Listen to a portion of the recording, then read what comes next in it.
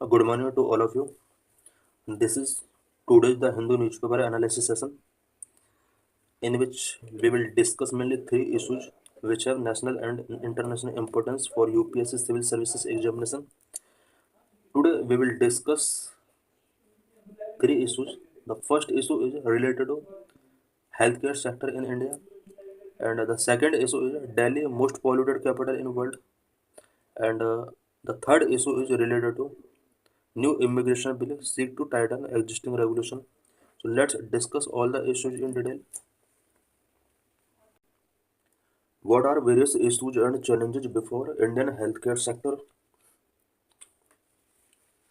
The Union Budget 2025-26 lay a robust foundation for India to assert its leadership in global healthcare and innovation. Union budget 2025-26 के अंदर health care sector में budget से related जो provision किए गए हैं ये इंडिया को global health care and innovation sector में एक लीडरशिप प्रोवाइड करा सकते हैं। Strategic announcement have given that bolster medical infrastructure expand educational opportunities and promote global collaboration. इस बजट के अंदर कुछ स्ट्रेटेजिक अनाउंसमेंट किए गए हैं जो कि मेडिकल इंफ्रास्ट्रक्चर को बोलिस्टर करेंगे एंड एजुकेशनल अपॉर्चुनिटीज को एक्सपेंड करेंगे। Global collaboration specially health care sector में इसको प्रमोट करने का ये वर्क करेंगे। ₹90,958 crore allocated for health care. Budget 2025-26 में हेल्थ केयर सेक्टर के लिए 90,958 करोड़ रुपीज का एलोकेशन किया गया है। Addition of 75,000 medical seats over the next 5 years promised and investment in daycare cancer centers. India is poised to enhance both accessibility and quality care. India के अंदर accessibility and quality of care को enhance करने के लिए next 5 years में about 75,000 medical seats को यहाँ पर इंक्रीज करने का टारगेट रखा गया है। साथ ही डे केयर कैंसर सेंटर्स पर इन्वेस्टमेंट को यहाँ पर बूस्ट किया जाएगा। The country will add 10,000 medical seats in financial year 2026 alone, underscoring its commitment to healthcare excellence. Financial year 26 में अबाउट 10,000 मेडिकल सीट्स को यहाँ पर ऐड करने का टारगेट रखा गया है। और ये जो अभी हमने अबव देखा 75,000 मेडिकल सीट्स ऐड करने का जो प्लानिंग है ये नेक्स्ट 5 ईयर में ऐड करने का प्लानिंग यहाँ पर किया गया है। Two recommendation for health care sector के लिए यहाँ पर टू रिकमेंडेशंस गिवन किए गए हैं। अगर इंडिया को ग्लोबल हब बनाना है हेल्थ केयर सेक्टर में तो उसके लिए कुछ यहाँ पर सजेशंस दिए गए हैं। First, establishing India as the global health care destination. India को ग्लोबल हेल्थ केयर डेस्टिनेशन यहाँ पर बनाना होगा। Second, addressing the global shortfall of health care professionals. Health care professionals का ग्लोबली बहुत ज़्यादा शॉर्टफॉल हो रहा है। इंडिया को चाहिए कि इस ग्लोबल शॉर्टफॉल को यहाँ पर कंपेंसेट का वर्क करे इंडिया। बहुत these ideas in action through the heal in India and heal by India initiative. India के अंदर पहले से ही दो प्रोग्राम या इनिशिएटिव्स रनिंग में है, heal in India and heal by India. ये जो इनिशिएटिव है ये initiative mainly global shortfall of health care professionals की प्रॉब्लम को सॉल्व करने के लिए है। How India becoming a global health care destination. India किस तरह से ग्लोबल हेल्थ केयर डेस्टिनेशन के तौर पर जाना जा रहा है। With streamlined visa process, enhanced hospital infrastructure and robust public private partnership, India is poised to become the preferred medical destination for international patient।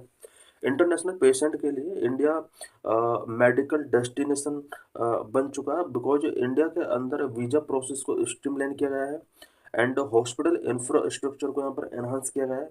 साथ ही पब्लिक प्राइवेट पार्टनरशिप यहाँ पर लास्ट कुछ ईयर्स में रोबस्ट हुआ है। यही वजह है कि इंटरनेशनल पेशेंट के लिए एक गुड मेडिकल डेस्टिनेशन इंडिया बन चुका है। Simultaneously, the country is addressing the global shortfall of healthcare professionals by training and deploying more doctors, nurses and paramedical abroad। India के अंदर हेल्थ केयर प्रोफेशनल्स का training and जो भी expertise है उनका टाइम टू टाइम ट्रेनिंग के लिए उन्हें अब्रॉड भेजा जाता है। More doctors, nurses and paramedics को अब ट्रेनिंग पर्पज के लिए अब्रॉड भेजा जाता है, so that global shortfall of health care professionals की प्रॉब्लम को एड्रेस किया जा सके। This will ensure that Indian expertise support healthcare system worldwide while creating new opportunity for our skilled professionals. इसके थ्रू इंडिया को बहुत ज़्यादा प्रॉफिट होने वाला है, जिस तरह से हमारे हेल्थ केयर प्रोफेशनल्स को ट्रेनिंग पर्पज के लिए अदर कंट्रीज में भेजा जा रहा है। ये एक्सपर्टाइज सपोर्ट जो है ये health care systems world wide health care systems के लिए एक गुड इनिशिएटिव हो सकता है। Introduction of cutting-edge technologies to deliver quality healthcare has strengthened India's position as a global healthcare player. India के अंदर जिस तरह से cutting edge technologies health care quality sector में जो ऐड की जा रही हैं, वो इंडिया को ग्लोबल हेल्थ केयर प्लेयर के तौर पर स्ट्रेंथन करने में एक इम्पोर्टेंट रोल प्ले कर सकता है। Both private and public hospital have played an integral role in this process. इस प्रोग्रेस में public health hospitals and private hospitals दोनों ही अपना एक इम्पोर्टेंट रोल प्ले कर रहे हैं। Apollo was the first hospital to launch proton therapy for advanced cancer care in this part of the world and continue to attract patients from countries such as Australia and United Kingdom to name a few. India में Apollo first hospital बन चुका है जो कि advanced cancer care treatment के लिए proton therapy follow करता है, और यही नहीं, वर्ल्ड के वेरियस कंट्रीज से यहाँ पर such as Australia and UK से भी यहाँ पर पीपल कैंसर ट्रीटमेंट के लिए यहाँ पर आ रहे हैं। यूके जो कि बहुत ही डेवलप्ड कंट्री है, वो कंट्री भी इंडिया की तरफ अब मूव कर रहा है। What is new in health care budget 2025-26? Health care budget 2025-26 में क्या नया है? 200 day care cancer centres, growing burden of non communicable disease such as cancer has been acknowledged in this budget. इस बजट में communicable disease specially यहाँ पर cancer से related यहाँ पर इस बजट में कुछ प्रोविजन किए गए हैं। The establishment of 200 day care cancer centre in district hospital will bring specialised treatment closer to people, improving early diagnosis and better patient outcomes. इस बजट के अंदर प्रोविजन किया गया है कि एवरी डिस्ट्रिक्ट हॉस्पिटल के अंदर 200 डे केयर कैंसर सेंटर्स यहाँ पर इस्टेब्लिश किए जाएंगे। Customs duty exemption on 36 life saving drug, 36 life saving drugs पर कस्टम ड्यूटी यहाँ पर एग्जम्प्ट कर दिया गया है, including those for cancer, rare disease and chronic conditions will lower the cost of treatment in turn benefiting thousands of patient across the country. 36 life saving drugs specially cancer या फिर rare disease से related जो medicine है, in medicine के ऊपर custom duty नहीं impose किया जाएगा। 13 new patient assistance program would also improve access to critical medications for patients, particularly those with chronic conditions. India के अंदर इस बजट में 13 न्यू पेशेंट असिस्टेंस प्रोग्राम यहाँ पर मेंशन किए गए हैं। The emphasis on artificial intelligence and digital health mark a pivotal moment for the future of India's healthcare. Artificial intelligence and digital health पर यहाँ पर एम्फेसाइज किया गया इस बजट के अंदर। It means health care sector में आर्टिफिशियल इंटेलिजेंस का यूज किया जाएगा, साथ ही डिजिटल हेल्थ को यहाँ पर बूस्ट किया जाएगा। National centres of excellence will spearhead innovation in diagnostic treatment and research, enabling India to develop cutting edge solutions that enhance patient care. National centres of excellence यहाँ पर इस्टेब्लिश किए जाएंगे so that diagnostic treatment and research को innovate किया जा सके India के अंदर। A history of Indian public health policies in the last decade. Last decade में इंडिया के अंदर पब्लिक हेल्थ पॉलिसीज का हिस्ट्री क्या रहा है? Public health policies are those decisions made by the government based on the resource available to address people's health need. People की health need को address करने के लिए अवेलेबल रिसोर्स का यूज करते हुए गवर्नमेंट जो भी डिसीजंस मेड करती है, it is known as public health policy. Public health policies of government in the last decade indicate a severe paralysis to public health sector. Last decade में government के जितने भी पब्लिक हेल्थ पॉलिसीज रही हैं, वो public health sector के लिए एक सीवर पैरालिसिस इंडिकेट करती हैं। National rural health mission which was started in 2005 and followed by the national health mission of 2013. uh, अब से पहले 2005 में national rural health mission India के अंदर लॉन्च किया गया था। इसके बाद इस स्कीम को नेशनल हेल्थ मिशन के तौर पर डेजिग्नेट किया गया इन 2013। National health mission focus was on strengthening public sector health care through architectural corruption. India में नेशनल हेल्थ मिशन जो कि 2013 में लॉन्च किया गया था, इसका जो मेन फोकस था वो पब्लिक सेक्टर हेल्थ केयर को स्ट्रेंथन करना था, स्पेशली आर्किटेक्चरल करेक्शन के through. Effort were taken to strengthening the institutions of primary health care by implementing the national health program which help to build goodwill and trust among the people about public sector healthcare। India के अंदर national health mission scheme के under primary health care institution को strengthen करने का यहाँ पर target रखा गया। साथ ही नेशनल हेल्थ प्रोग्राम यहाँ पर बहुत सारे इम्प्लीमेंट किए गए सो दैट पब्लिक के अंदर पब्लिक सेक्टर हेल्थ केयर को लेकर ट्रस्ट को बूस्ट किया जा सके। Health infrastructure available in India. India के अंदर जो हेल्थ इंफ्रास्ट्रक्चर अवेलेबल है उससे रिलेटेड कुछ डाटा यहाँ पर गिवन है। 6,155 कम्युनिटी हेल्थ केयर सेंटर्स हमारे इंडिया के अंदर हैं। 26,636 primary health care centres India के अंदर अवेलेबल हैं। 1,67,275 सब सेंटर्स इंडिया के अंदर अवेलेबल हैं। 759 district hospitals in the country and 970 district level health facility other than district hospital. ये इंडिया के अंदर हेल्थ केयर इंफ्रास्ट्रक्चर अवेलेबल है। Health and wellness centres equal to sub centres plus primary health sector plus community health sector, इन तीनों के combination को health and wellness centre बोला जाता है। National health mission had various policies which strengthen the secondary and tertiary level health care in the public sector. National health mission के अंदर various policies यहाँ पर एडॉप्ट की गई जिसके through secondary and tertiary health care sectors specially public sector में इसको strengthen किया जा सके। Focus on publicly funded health insurance schemes instead the private insurance. The focus has shifted entirely on publicly funded health insurance schemes such as the Pradhan Mantri Jan Arogya Yojana under Ayushman Bharat since 2018। Private insurance companies को focus नहीं किया बल्कि यहाँ पर publicly funded health insurance schemes पर focus किया गया। सच है 2018 में आयुष्मान भारत योजना के अंडर प्रधानमंत्री जन आरोग्य योजना जो कि एक publicly funded health insurance scheme है, इस पर फोकस किया गया। Ayushman Arogya Mandir in 2023 all the health and wellness centres have renamed to Ayushman Arogya Mandir. 2023 में जितने भी इंडिया के अंदर health and wellness centres establish किए गए थे 2023 में इनको रीनेमिंग करके आयुष्मान आरोग्य मंदिर इसका रीनेमिंग कर दिया गया। What are challenges before public health system in India? India में पब्लिक हेल्थ सिस्टम के बिफोर क्या क्या चैलेंजेस हैं? Number 1, native prevention programme and health promotion activities. India के अंदर prevention programmes and health promotion activities को बूस्ट करने का जरूरत है। Number 2, lack of curative care. India के अंदर क्यूरेटिव केयर अभी उतना नहीं है जितनी की रिक्वायरमेंट है। Number 3, loss of trust towards health care providers. Health care providers को लेकर अभी भी इंडिया के पीपल में उतना ट्रस्ट नहीं है जितना होना चाहिए। Number 3, more favouring the growth of private sector. Private sector को इंडिया के अंदर बहुत ज़्यादा फेवर किया जा रहा है जिसकी वजह से हेल्थ केयर सेक्टर में रिस्पॉन्सिबिलिटी एंड अकाउंटेबिलिटी का लैक है। About national health mission, national health mission के बारे में हम यहाँ पर कुछ पॉइंट्स डिस्कस करेंगे।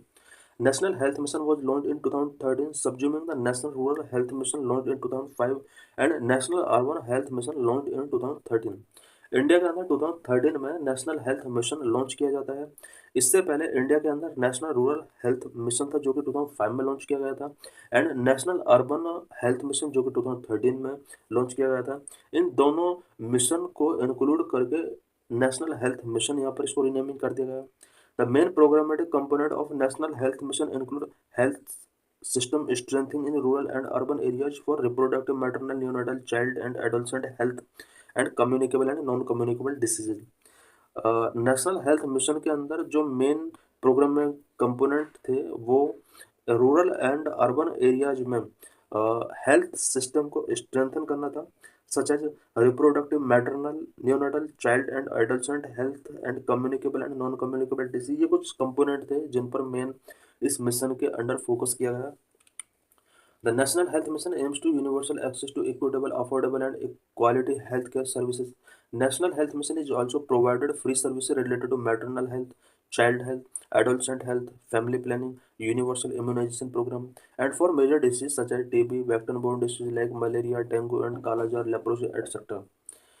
नेशनल हेल्थ मिशन के under various free services related to health material provide कराई जाती हैं, सच एज चाइल्ड हेल्थ से रिलेटेड, एडोलसेंट्स हेल्थ से रिलेटेड, फैमिली प्लानिंग से रिलेटेड, यूनिवर्सल इम्यूनेशन प्रोग्राम से रिलेटेड, एंड कुछ major disease such as TB, vector borne disease like malaria, dengue and kala azar, leprosy, इससे related यहाँ पर ट्रीटमेंट प्रोवाइड कराए जाते हैं।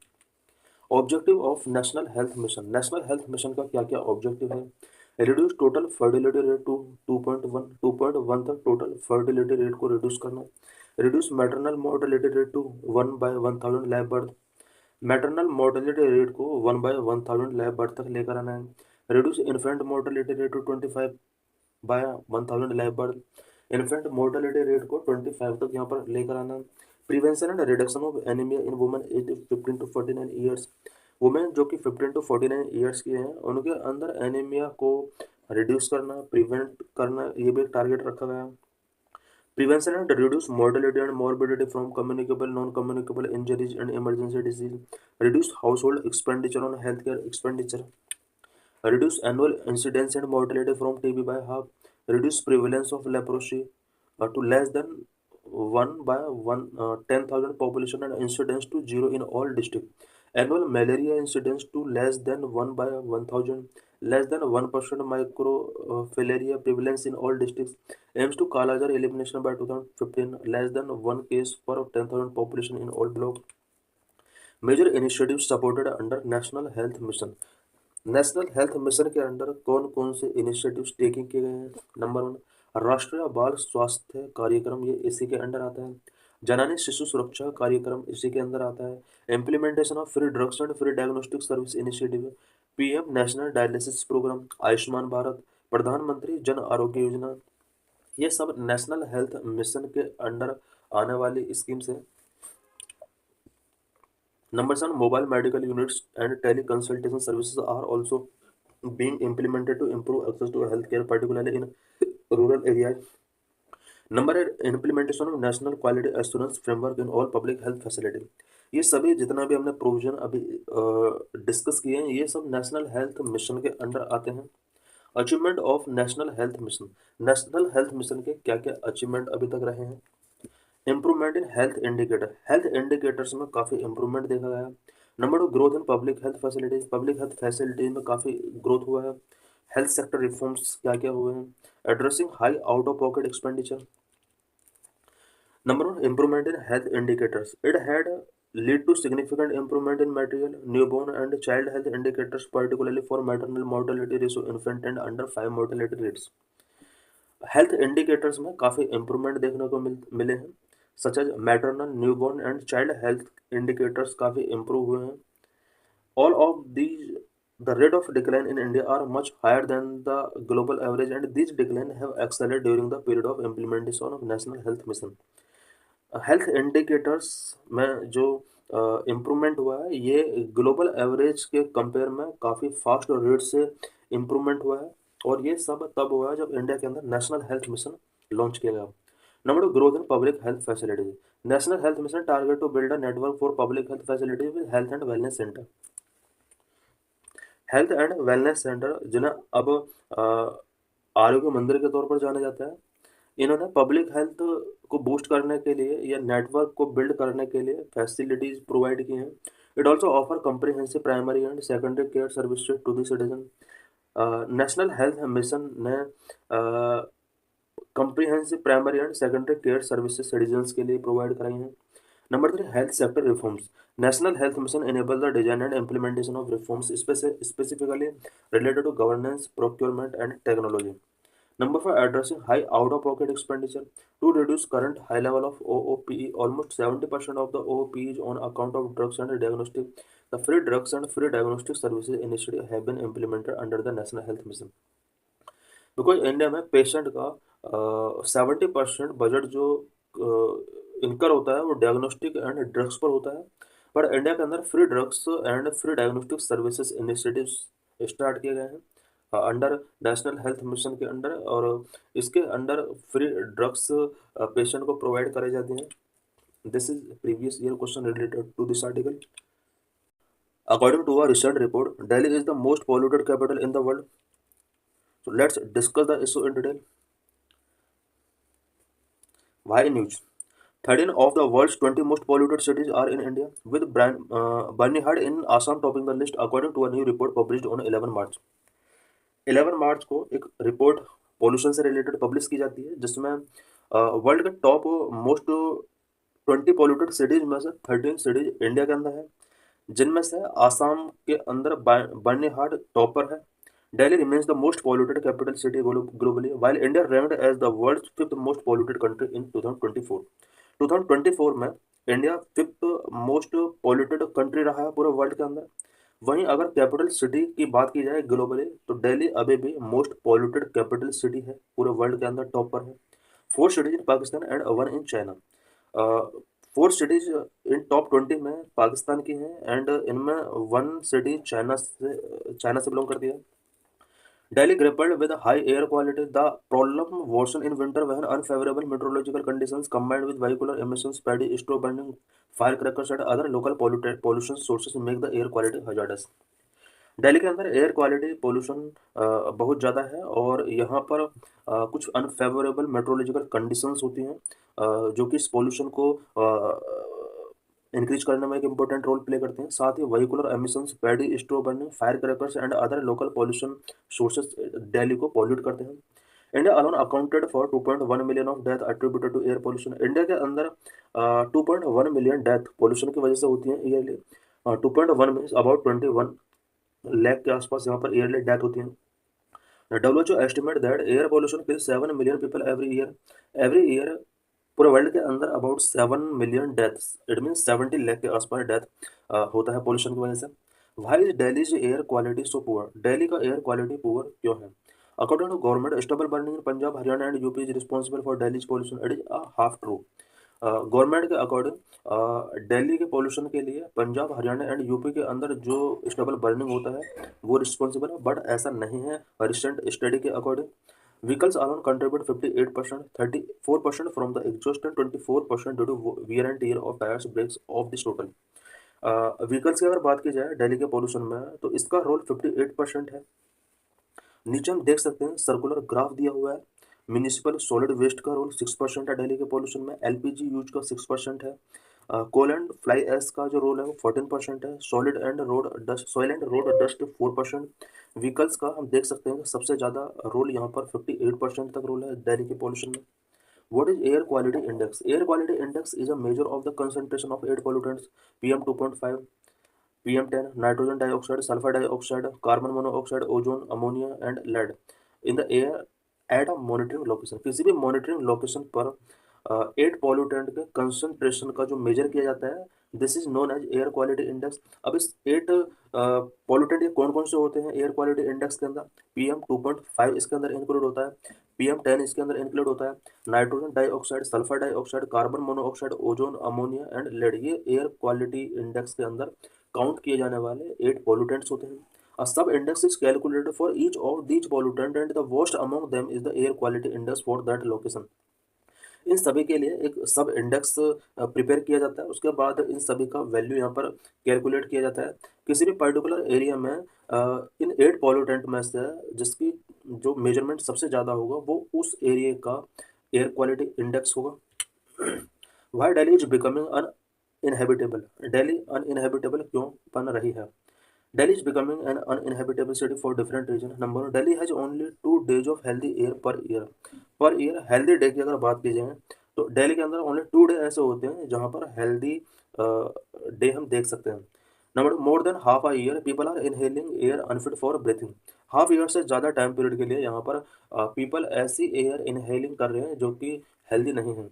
Number 3, in winters pollution level peak while during summers the heat waves are unbeatable both affecting Delhi's poor disproportionately. Winter season में यहाँ पर pollution level high होता है, समर सीजन में यहाँ पर हीट वेव्स अनबियरेबल होती हैं जो कि यहाँ के पीपल को अफेक्ट करती हैं। Number 4, PM2.5 dominate the air quality index reading in Delhi which is dangerous to health and travel to the deeper part of the lungs due to its extremely small size, the largest of which is 30 times thinner than human hair. India के अंदर air quality reading में PM2.5 का domination देख सकते हैं, जो कि health के लिए डेंजरस हो सकता है और बॉडी के लंग्स के अंदर ये डीपर तक ये ट्रेवल कर सकते हैं, बिकॉज इनका जो साइज होता है PM2.5 पॉल्यूटेंट का जो साइज होता है वो इतना स्मॉल होता है कि इसका जो लार्जेस्ट पार्टिकल है वो भी ह्यूमन हेयर के कंपेयर में 30 टाइम्स थिनर होता है. What is air pollution and pollutants? Air pollution, the presence of solid, liquid, gases, noise, and radioactive radiation in the atmosphere, whose concentration is harmful to humans, living organism, property, or environmental process is called air pollution. Air pollution, atmosphere में solid liquid gases noise and radioactive radiation का presence अगर एक level से ज़्यादा हो जाता है जो कि human living organism property environment के लिए हार्मफुल हो जाता है, इस प्रोसेस को एयर पॉल्यूशन बोला जाता है.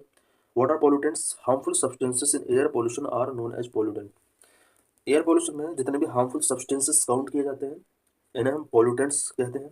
Pollutants can be either natural और human made and can originate from various sources such as industrial process, vehicle emissions, agricultural activities and natural events like wind fire and volcanic eruptions.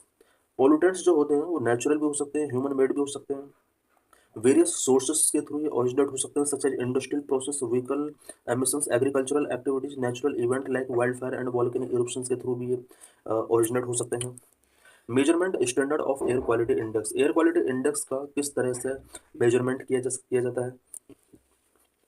Air quality index reading अगर 0 to 50 है that is good, 51 to 100 satisfactory, 100 101 से 200 moderate, 201 से 300 poor, 301 से 400 very poor, 401 से 500 sewer category. हम देख सकते हैं इंडिया का मैप किन प्लेसेस पर एयर क्वालिटी इंडेक्स कितना रहता है. दिल्ली के आसपास हम देख सकते हैं यहाँ पर सीवर कंडीशन का एयर पोल्यूशन रहता है.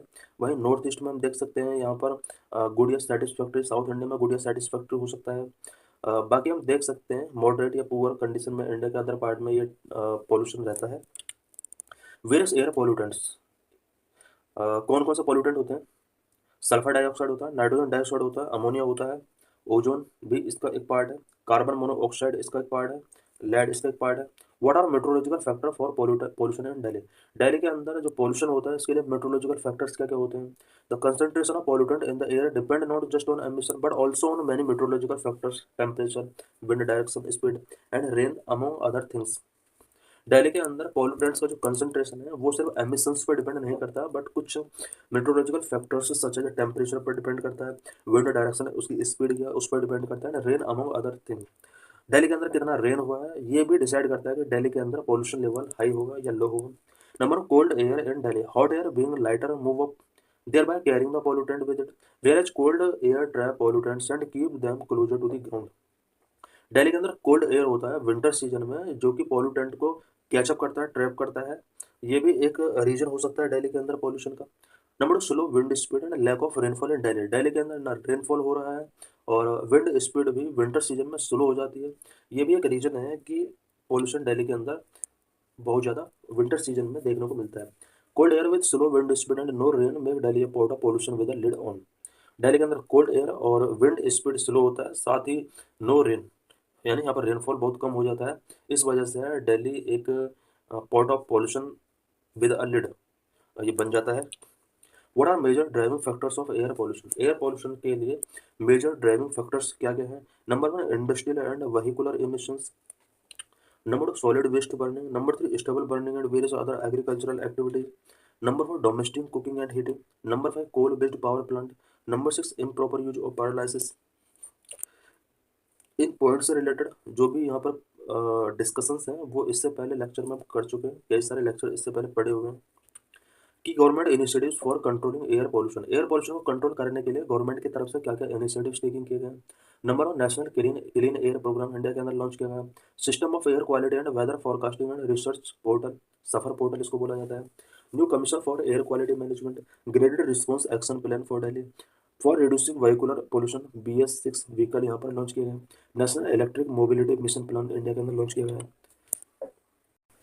Yesterday, Immigration and Foreigners Bill 2025 was introduced in Lok Sabha. In this article, we will discuss various provisions of this bill? Why news? The Immigration and Foreigners Bill was introduced in the Lok Sabha on 11 March. 11 मार्च यानी कल लोकसभा के अंदर immigration and foreigners bill 2025 introduce किया जाता है. This law is aimed at consolidating four existing interlinked law, adding more teeth to the existing rules for visiting foreigners and raising the penalties for violations. इस bill का जो main M है वो four existing interlinked law को consolidate करना है. जो भी फॉरेनर्स इंडिया के अंदर विजिट करते हैं उनके लिए कुछ रूल्स को स्टेट करना और अगर वायलेशन होता है तो उसके लिए पेनल्टीज इम्पोज करना इस न्यू बिल का एम है. It will replace outdated law such as the passport entry into India act 1920, the registration of foreigners act 1939, the foreigners act 1946, the immigration act 2000. जो न्यू बिल इंट्रोड्यूस किया गया है ये four existing law को consolidate करने का work करेगा. It means जो आउटडेटेड लॉ है उनको न्यू बिल के द्वारा यहाँ पर ये रिप्लेस किया गया है, जिसमें नंबर 1 पासपोर्ट एक्ट 1920 है, registration of foreigners act 1939, the foreigners act 1946, immigration act 2000. इन चारों आउटडेटेड लॉ को अब रिप्लेस कर दिया जाएगा. The bill provision state penalties, cleaner regulation for educational and medical institutions, and a more defined framework for foreigners registration, visa issuance and deportation process. इस bill के अंदर penalties state की गई हैं. एजुकेशनल एंड मेडिकल इंस्टीट्यूशंस के लिए कुछ clear regulations provide किए गए हैं एंड रजिस्ट्रेशन फॉरेनर्स के रजिस्ट्रेशन के लिए एक डिफाइंड फ्रेमवर्क इसके अंदर प्रोविजन किया गया है. वीजा इशुएंस के लिए यहाँ पर फ्रेमवर्क रेडी किए गए हैं. Key features of the immigration and foreigners bill 2025. इसके की फीचर्स क्या क्या है? Number 1 state penalties for violation. Unauthorised entry into India penalty up to ₹5 lakh. अगर इंडिया के अंदर अनऑथोराइज्ड एंट्री होता है तो इसके लिए अबाउट 5 लाख तक का पेनल्टी इम्पोज किया गया है. Use of fake passport fine up to 10 lakh. Fake passport अगर यूज किया जाता है तो इसके लिए अप टू 10 लाख तक का फाइन इम्पोज किया गया है. These state penalties aim to deter illegal immigration and document fraud, ensuring better compliance with entry and exit regulations. ये जो स्टेट पेनल्टीज की गई हैं इन पेनल्टीज के थ्रू इलीगल इमिग्रेशन को डेटर किया जा सकता है, डॉक्यूमेंट फ्रॉड जो होता है उसको डेटर किया जा सकता है और इसके थ्रू इंडिया के अंदर एग्जिट और एंट्री को रेगुलेट किया जा सकता है. Number 2 clear regulation for medical and university institutions. Medical और यूनिवर्सिटी इंस्टीट्यूशंस के अंदर जो भी फॉरेनर्स आते हैं उनके लिए यहाँ पर क्लियर रेगुलेशन यहाँ पर प्रोवाइड की गई है. The bill explicitly define the roles and responsibilities of medical institutions, universities and hospitals that admit foreign nationals. All educational institutions must register foreign student and report them to unauthorised report to authorized medical and hospital institutions admitting foreigners nationally will have legal obligation to maintain record. This provision ensure better tracking of foreigners in India and prevent misuse of visa. India में foreigners के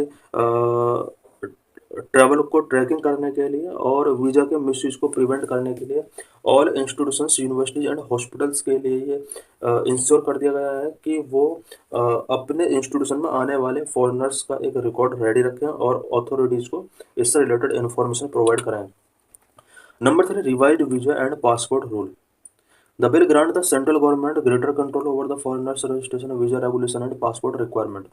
इस bill के through central government को foreigners registration, visa regulation and passport requirement से related ज़्यादा power central government को दी गई है.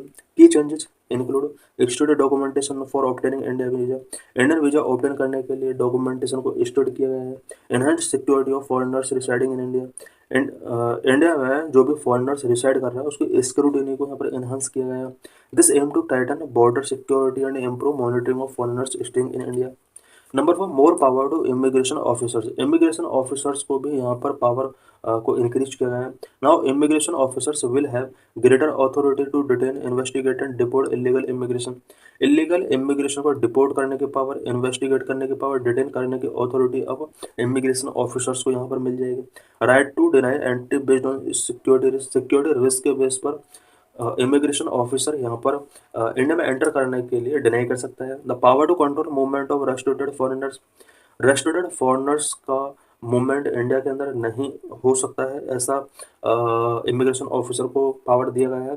This will strengthen India internal monitoring system and border security. इसके थ्रू इंडिया में border security and internal monitoring system को strengthen किया जा सकता है. Number 5, liability of carriers and transport operators.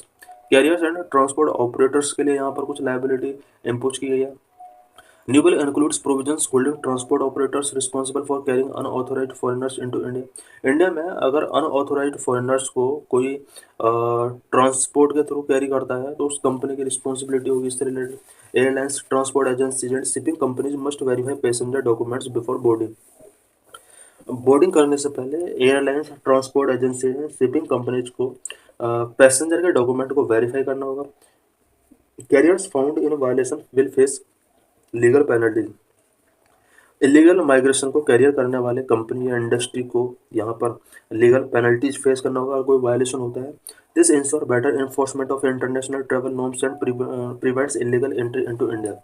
इसके थ्रू इंडिया में इलीगल एंट्री को प्रिवेंट किया जा सकता है और इंटरनेशनल ट्रेवल से रिलेटेड नॉर्म्स को यहाँ पर इन्फोर्स किया जा सकता है। Why there is need for the new law. New law का नीड क्यों हुआ इंडिया के अंदर? Current law on immigration and foreigners are outdated to the pre independence era. India में जो करंट लॉ है इमिग्रेशन एंड फॉरेनर्स से related वो प्री इंडिपेंडेंस एरा के हैं जो कि आउटडेटेड हो चुके हैं।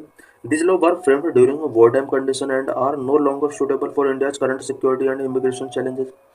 ये जो लॉ थे ये वॉर टाइम कंडीशन में इस्टेब्लिश किए गए थे इंडिया के अंदर जो कि current security and immigration challenge को फुलफिल नहीं करते हैं। इट मीन्स इंडिया में जो करंट लॉ है वो इंडिया की सिचुएशन के अकॉर्डिंग एप्लीकेबल नहीं है। The registration of foreigners act 1939 and foreigners act 1946 were originally enacted during world war second to regulate war time movement. Registration of foreigners act 1939 and foreigners act 1946 ये दो law ऐसे हैं जो कि world war second के during enact किए गए थे एंड वॉर टाइम मूवमेंट को रेगुलेट करना इन दोनों लॉ का एम था। Immigration Act 2000 was introduced to hold airlines accountable for bringing illegal and undocumented passenger into India. Immigration act 2000 जो लॉन्च किया गया था इंडिया में वो एयरलाइंस को अकाउंटेबल डिक्लेयर करने के लिए इंट्रोड्यूस किया गया था बिकॉज कुछ illegal and undocumented passengers India में यहाँ पर मूव कर रहे थे। इनको कंट्रोल करने के लिए इंडिया के अंदर इमिग्रेशन एक्ट 2000 यहाँ पर लाया गया। How due to evolving security threats, technological advancement, and increasing global migration, the government believe that a single comprehensive law is needed to effectively manage immigration. India के अंदर इफेक्टिवली मैनेज इमिग्रेशन को better तरीके से manage करने के लिए single comprehensive law की need है जो कि अब इससे रिलेटेड बिल इंट्रोड्यूस किया जा चुका पार्लियामेंट के अंदर। Thanks for watching this video.